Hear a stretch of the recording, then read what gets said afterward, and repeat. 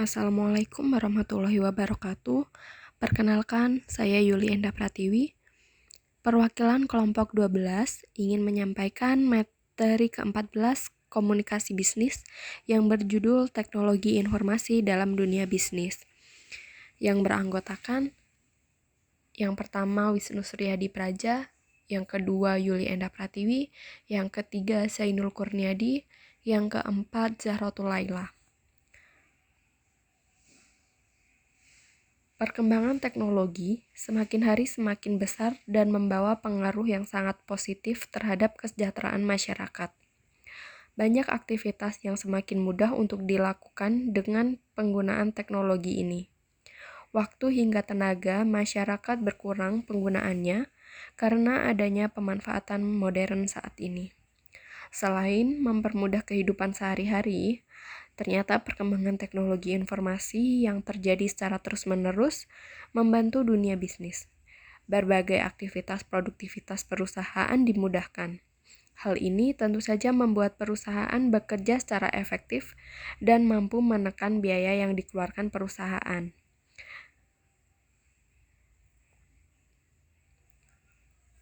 Fungsi media komunikasi. Yang pertama yaitu efektivitas, di mana media komunikasi sebagai sarana mempermudah dalam penyampaian informasi. Fungsi media komunikasi yang kedua yaitu efisiensi.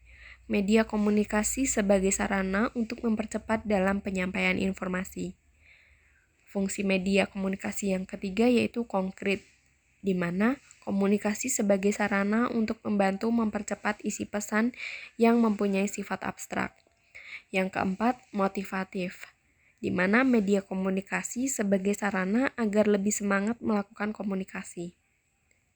Dampak positif yang diberikan dari teknologi informasi, yaitu diantaranya informasi yang disampaikan lebih up-to-date dan akurat karena prosesnya cepat. Selanjutnya, kemudahan memperoleh informasi yang ada di internet sehingga manusia tahu apa saja yang terjadi. Yang selanjutnya, media pertukaran data dengan menggunakan email, newsgroup, FTP, dan www, para pengguna internet di seluruh dunia dapat saling bertukar informasi dengan cepat dan murah. Selanjutnya, dengan internet dapat menghemat biaya dan tenaga yang dikeluarkan bila dibandingkan dengan bertukar informasi melalui pos surat. Selanjutnya, komunikasi jarak jauh pun menjadi sangat cepat dan praktis. Kemudahan bertransaksi dan berbisnis dalam bidang perdagangan sehingga tidak perlu pergi menuju ke tempat penawaran atau penjualan.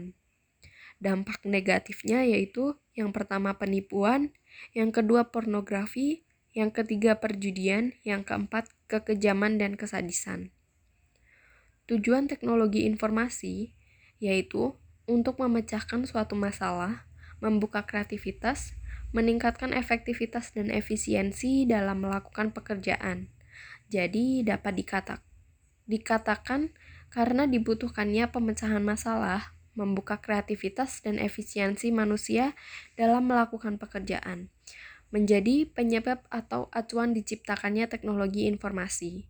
Dengan adanya teknologi informasi, membuat pekerjaan manusia menjadi lebih mudah dan efisien.